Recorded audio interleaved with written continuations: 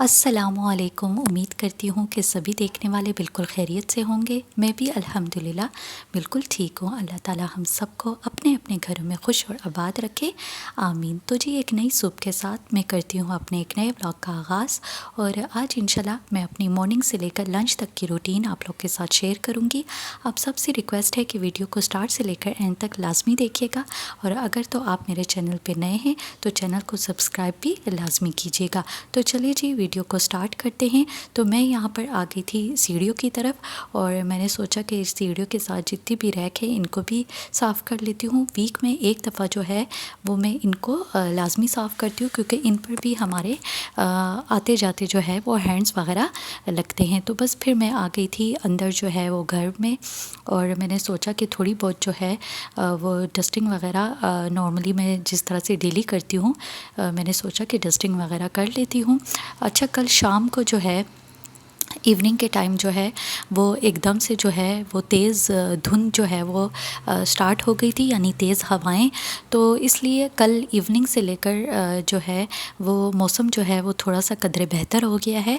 यानी आज जिस तरह से पिछले कई दिनों से जो है वो मौसम काफ़ी गर्म था और काफ़ी हब्स हो रही थी, तो आज जो है वो मौसम काफ़ी कदरे बेहतर था और हब्स जो है वो उस तरह से नहीं थी। तो बस जी फिर मैं यहाँ पर आ गई थी किचन में, और सोचा आज शेक बना लेती हूँ। और आज मैंने सोचा कि बनाना और मैंगो के जो है वो शेक बना लेती हूँ।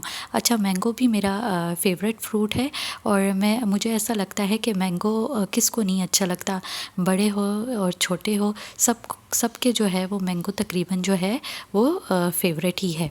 अच्छा, यहाँ पर फिर मैंने शेक बना लिया था और शेक हमने एंजॉय भी कर लिया था। तो मैंने सोचा कि अब जो है वो जल्दी से लंच की तैयारी स्टार्ट कर लेती हूँ। आज मैंने सोचा कि लंच में जो है वो बॉइल्ड राइस और साथ जो है वो कबाब आलू के बना लेती हूँ एक तरफ, दूसरी तरफ जो है वो अम्मी करेले और साथ दाल जो है वो बना रही थी। अच्छा, थोड़ा सा जो है वो रूटीन से हटकर मैं आप लोग के साथ थोड़ा सा बात डिस्कस कर लूँ।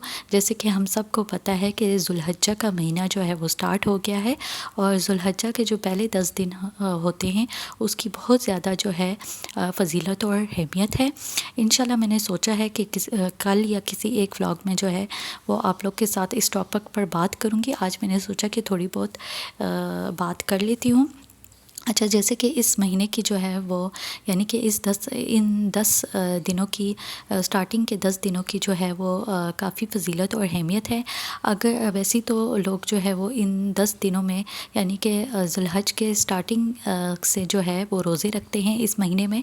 लेकिन अगर तो आप रोज़े नहीं रख सकते सारे, तो आप ऐसे करें, यानी बिगिनिंग से तो आप ऐसे करें कि यौम अरफ़ा यानी 9 ज़ुल्हज्जा का जो रोज़ा है वो लाज़मी रखें, क्योंकि 9 ज़ुल्हज्जा का यानी कि यौम अरफ़ा के रोज़े की भी बहुत ज़्यादा फ़जीलत है। और कोशिश करें कि इन महीनों में ज़्यादा से ज़्यादा अस्कार करें, तकबीरात करें, और इसके अलावा जो है वो ज़्यादा से ज़्यादा दुआएँ करें।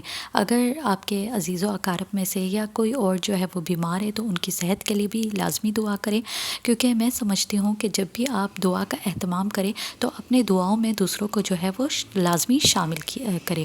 तो जी वापस आते हैं रूटीन की तरफ। तो यहाँ पर मैंने सोचा कि चावल जो है वो वॉश कर लेती हूँ, क्योंकि मैंने सोचा तब तक जो है वो करेले और दाल भी बन जाएंगे, और चावल जो है वो मैं भिगो कर रख दूँगी। और फिर मैंने सोचा कि मैं किचन को वॉश कर लेती हूँ यहाँ पर, क्योंकि आज सुबह जो है वो मैंने किचन साफ़ नहीं किया था। वैसे मैं रेगुलर जो है वो मॉपिंग करती हूँ, आज मैंने मॉप नहीं किया था। तो सोचा कि जब अम्मी भी किचन से फारिग हो जाएंगी तो मैं किचन को जो है वो वॉश कर लूँगी, क्योंकि काफ़ी डेज़ हो गए थे कि मैंने किचन को वॉश नहीं किया था। और वैसे भी किचन को जब वॉश कर लो ना, यानी कि किचन वॉश करने से जो है जिस तरह से किचन साफ़ होता है उस तरह से जो है वो मॉप से भी साफ़ नहीं होता। यानी किचन को वॉश कर लो तो इस तरह से लगता है कि पूरा फ्रेश जो है वो चमक गया है। तो बस जी यहाँ पर जो है वो फिर मैंने किचन को साफ़ कर लिया था। तो अब मैंने सोचा कि चावल की जो है वो तैयारी कर लेती हूँ। यहाँ पर मैंने जो है वो चावलों के लिए पानी रख दिया था, और एक तरफ जो है वो हमारे करेले और दाल भी जो है वो रेडी हो गए थे। तो यहाँ पर फिर मैंने सोचा कि अब जल्दी जल्दी से जो है वो कबाब बना लेती हूँ। इस तरह मैं हमेशा करती हूँ कि कबाब फ्राई करने से पहले मैं इस तरह से कबाब्स को जो है वो शेप दे देती हूँ। इस तरह ये होता है कि ज़रा बाद में जो है वो थोड़ी सी आसानी होती है, क्योंकि बीच में चूँकि नमाज का टाइम भी आ जाता है, ज़ोहर की नमाज़ का टाइम, तो मुझे ज़ोहर की नमाज़ भी अदा करनी होती है। तो इसलिए मेरी कोशिश ये होती है कि उससे पहले पहले मैं लंच की तैयारी जो है वो आधी कंप्लीट कर लूँ, या कभी ऐसे भी होता है कि मैं ज़ोहर की नमाज़ से पहले ही लंच की तैयारी जो है वो कंप्लीट कर लेती हूँ। इस तरह ये होता है कि फिर नमाज के बाद चूँकि अब्बू ने भी आना होता है तो उनको भी जो है वो खाना सर्व करना होता है, क्योंकि अब्बू वैसे तो इवनिंग को ही खाते हैं, लेकिन इस टाइम जो है वो थोड़ा बहुत जो है वो हम उनको खाना दे देते हैं। तो यहाँ पर जो है वो मैंने कबाब बना लिए थे। एक तरफ बीच में मैंने ज़ोहर की नमाज़ अदा की, तो यहाँ पर हमारे जो बॉइल्ड राइस थे वो भी रेडी हो गए थे। तो सोचा इनको भी अब दम पर लगा देती हूँ। मैंने बॉइल्ड राइस के ऊपर जो है वो धनिया, पुदीना और थोड़ा सा जो है वो बिरयानी मसाला छिड़क दिया था। इस तरह से भी बॉइल्ड राइस जो है वो काफ़ी मज़े के लगते हैं। तो एक तरफ मैंने चावलों को दम दे दिया था, तो बस मैंने अब सोचा कि जल्दी जल्दी से जो है वो कबाब को फ्राई कर लेती हूँ।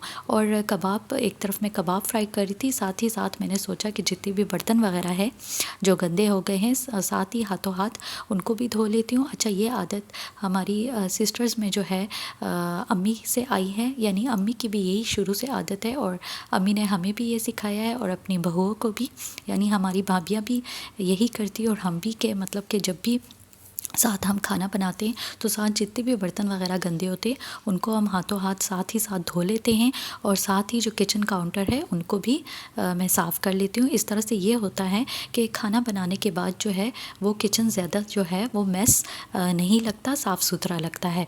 तो बस यहाँ पर मैंने बर्तन वगैरह भी धो लिए थे, काउंटर भी साफ़ कर लिया था, और अब मैंने सोचा कि अपने लिए जो है वो प्लेट तैयार कर लूँ। अब्बू को जो है वो मैंने खाना सर्व कर दिया था।